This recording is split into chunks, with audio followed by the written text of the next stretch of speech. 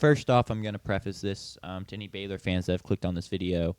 I'm a Texas A&M fan, so I really dislike Baylor. Probably one of my least favorite teams. And if y'all have already clicked off, that's tough. Otherwise, welcome. But yeah, the Baylor Bears, surprising year last year, right? It'd been a rough couple years for Dave Aranda. They start off last year slowly. He's on the hot seat. Is scalding hot. His butt is getting just crisped by flames. Yeah, they were like one loss away from him being gone. They trade quarterback. Sawyer Robertson, if y'all remember, didn't actually start the season for them as the starter. They put him in, and I believe they ripped off 6 straight wins to end the season. Yeah, which I do think they typically, they kind of benefited from playing some of the weaker teams down the stretch. But regardless, for where they were and what it was looking like was going to happen last season, to turn it around, rip off 6 straight wins, get hot like that is very impressive. And so now it's kind of like, okay, is that team that got hot down the stretch what we're going to look to see this season? If you look at the odds, that's kind of what's expected. They have the 5th best odds to win the Big 12 title this year. They bring back Sawyer Robertson at QB, threw for just over 3,000 yards last year, had a 28-8 TD to interception ratio, was really phenomenal for them. As State fans, did y'all see that coming? Were y'all sad when he went out the door? I mean, I didn't like that he was leaving the door, and I thought from what I had seen and watching every single one of his warm-ups, all 40 minutes before games, I thought the talent was there. So I didn't want him to leave, especially considering what we kind of went through last season. I thought he would have been the backup to Blake, and I thought he probably therefore he would have played last year than Michael Van Buren. But that's all just hating on MVB. I mean, he just dip on y'all. But so. yeah, I thought the talent was there. Yeah, sure. As a little bit more, a less analytical mind, yeah, I was pretty sad because it was like, this kind of sucks. And also, as a school where we only get like, I believe he was a 4-star. I'm almost certain he was a 4-star. And as a school that only gets like 5 4-stars a class, it really sucks to see one leave, even if it's at a position where he wouldn't play. And I don't know that he would have played last year, but yeah, it was pretty tough to watch him go over there and have a really great year down the stretch at Baylor. And now it's kind of like, well, like, yeah, it just is like, sure. I wish he was here having that, but he probably wouldn't have had that season with us. But it like, you kind of have to wonder, like, did we miss out? Like, did we? Yeah. So I mean, it happens for a reason. It's only natural. Yeah, y'all now have other quarterbacks in. You know, true. Luke Croman-Hoke probably wouldn't have joined the program if Sawyer Robertson was still around. Nope. So yeah, I expect him to have another good year. A couple other players I have circled. Kobe Prentice, the wide receiver from Bama, has transferred in. Did not really have a very productive year last year. Only had 129 receiving yards and 1 touchdown. But if you're recruited to play wide receiver at Bama, you are very talented. You have a skill set that is desirable, and so they're hoping they can unlock it. I think they probably will. At least he'll be more productive than he was at Bama. He's going to have more than 130 receiving yards. And then defensively, Keaton Thomas is a name to keep in mind. A tackle machine, had 114 tackles last year up the middle. Very good against the run, can get into the backfield a little bit, but just, yeah, a tackle machine. Couple key points. They, as good as Sawyer Robertson was last year, they really leaned on the run game last year. Tandem of Bryson Washington and Dawson Pendergrass were great last year. And I believe they're both back, which is another huge piece. They're bringing back a lot of the key pieces of their offense. Sainer, do you have those transfer numbers? I think you were just looking at them. Like how many? Yeah, yes, how many? They're starting 5 transfers. They're starting 5 transfers. So another group that is bringing some guys back, which is why I think saw an interview with David Randa at Media Day, or like a open practice to media, and he's pretty excited about this group and what they can do. So with that in mind, what do y'all guys like about this team? What do you see this team doing this next year? Just general thoughts. Well, the transfer thing is true for almost all of the teams at the top of the odds. Yes. Except Texas Tech. But that, to have that is why they're up there and kind of seen that highly. I want to say, like, yeah, they have the 5th best odds to win the title. And Kansas State. Sorry. Kansas State starting 11 transfers. Yes. They have the 5th best odds to win the title. And people will say that or people will see that, and they'll think, oh, that means they're not really up in that top class.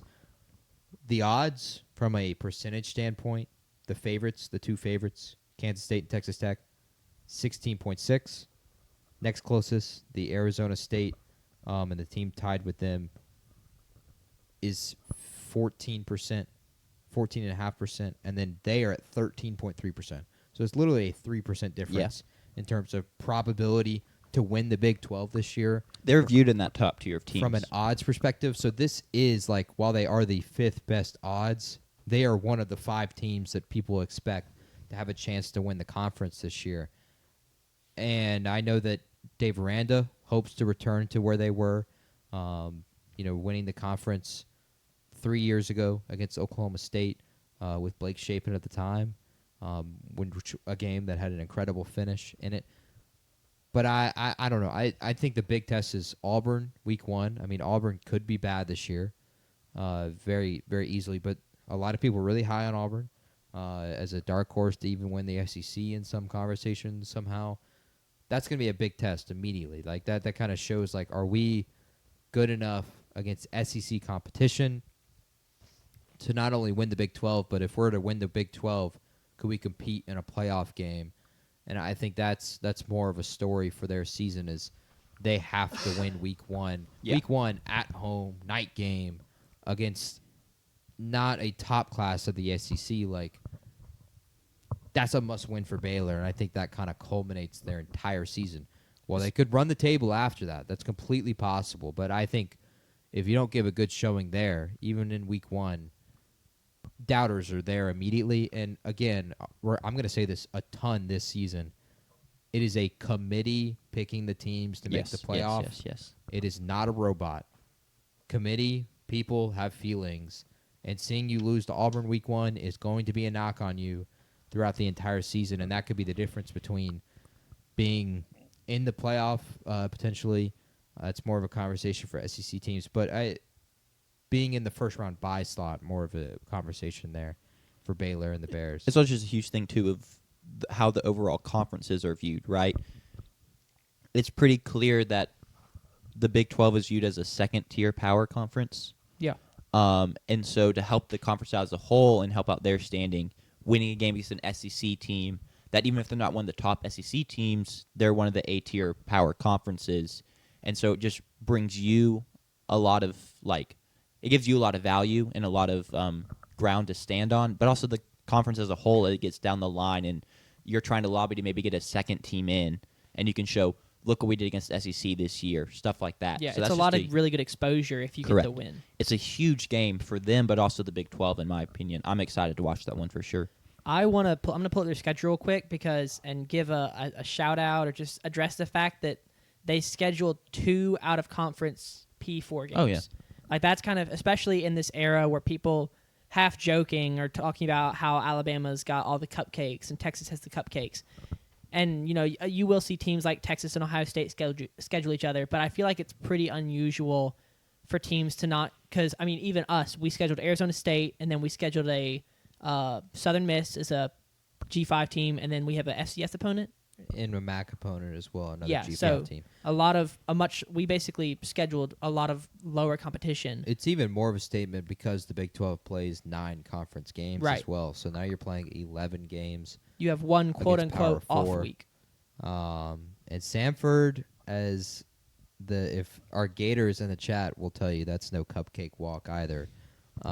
So go Bulldogs and Samford. I know the second baseman for their softball team. So massive. But yeah, I think that's well said, Sanders. I wonder if the SMU game is they're both Texas schools. I don't know if there's an old rivalry thing there or what. It obviously could have been scheduled before SMU was in the ACC. Yeah, as well. Still cool they're playing, and still props to them not trying to take it away. I'm just curious the reasoning exactly. Yeah, I think it's actually more likely that was scheduled before SMU was in the ACC. Yeah. But still, you're able to back out of these things, and we've seen that from Indiana. Georgia is doing that as well. Mm-hmm. They backed out of the Oklahoma series before Oklahoma joined the SEC. So it's happened in the past. Now that was kind of unprecedented, but Indiana is a great example of that right now. Wake Forest and Ole Miss. Yep. So yeah, credit to Baylor for doing that, and hopefully it pans out for them. They feel like, for me, a team that, if they're there and they're in a good spot because of the amount of games they'll play, maybe they have the argument to potentially be that second Big 12 team if they were to lose in the conference championship game. But like I said, you got to win Auburn. Otherwise, it really doesn't matter because that's a huge part of the resume, regardless of how Auburn performs this year. Sure. A win against an SEC opponent in week 1 is a statement in How- itself. How Go many ahead. Big 12 teams do we see ranked last year? Like 2 for the like at a time, at any given time. There was one, maybe 2. We could see 4. Iowa State. Were there 4 last year? Iowa State, Kansas State were BYU. ranked a ton. BYU Okay. was ranked throughout Down the stretch. season. Yeah. I'm just trying to think. Arizona State, of course. Oklahoma State started the year ranked. Arizona started the year ranked. Yeah. So it was like up to 4 probably in the Yeah. AP. So you could have a Baylor Colorado team. was ranked at one point. You could see as many as 5, 6 ranked opponents this season. It's definitely Auburn possible. could be ranked if their talent pans out. SMU could be ranked if they repeat, and then you have 3 or 4 conference games. You could have this could be turn out to be a tough schedule because you do play Arizona State, Kansas State. Actually, that's really those are the 2 hardest. Yeah, TCU. Their Big 12 schedule is pretty favorable for them how it 100%. shapes Yeah. up because also your hardest opponents are at home. Yeah. It's just the fact you're going week 1, week 2, Auburn, and then at SMU really rounds out the schedule and makes it tough. Yeah, I don't want that to be. I don't mind the point, but I don't want us to be making that point of ranked wins because, as we've seen historically, like that's not necessarily the greatest argument No, for but teams. But it is. It's it an is just argument a that good it's measure. It's a fact. good measurement to be like this could be a. Now, yes, if a team is ranked 26, they're just almost as good as the 25th. But it is harder, or it is more notable when you have 6 ranked Sure. wins on your schedule, or 6 ranked opponents going into the season. It's going to help their strength of record regardless. Yeah. Which I think is a more Correct. usable metric than ranked wins. Although the committee doesn't feel that way. But yeah, Baylor. Do you have their over under? 7.5. Jack, you got to lean on that. Yeah, I'm gonna take the over at 8-4. I think they're just gonna lose too many games to really keep them up there in the contention to make the conference So you've got the championship. over. Did I say the under? You said over, but then you said they're going to lose. So you're saying they're going to take the over and then go 8-4. So you're Yes. taking 8 wins. Yes. Yeah. Okay. Cool. Correct. That's why you said I'm going to take the over. They're going to lose too many games, but you just meant to be in the Yeah, playoff. sorry, I didn't get to finish with that. Yeah, they're going to lose too many games to be in the playoff conversation, but they're going to hit the over, in my opinion. I think the talent offensively is there, and they have a pretty good defensive unit. And I know it's been a rough couple years for David Aranda, I mean, barring the turnaround last year, but I do like the culture he brings, and I think they're a team that kind of takes what's in front of them. So if you give them winnable football games and they find themselves in games late, they're going to find a way to close a lot of those games. But I just think the way the schedule shakes out and play those 2 Power 5 opponents. 7.5 for essentially the 3rd best odds to win the Big 12. Yeah. I thought that seemed low to me. Yeah, I'm gonna I take- feel like the over should be a layup. I think they're looking at the fact that they have to play Auburn and SMU and factoring that into their win total being a little lower. I'm actually going to take the under. I'm going to go like 7-5 just because the way they ended the season makes me a little nervous. I'm going to lean towards less of that because we saw really high end play from them for the second half of the season on that 6-game win streak. And so I'm going to They lean beat that they're LSU too. that they're going to finish No, they lost to LSU. They lost to LSU Yeah. too.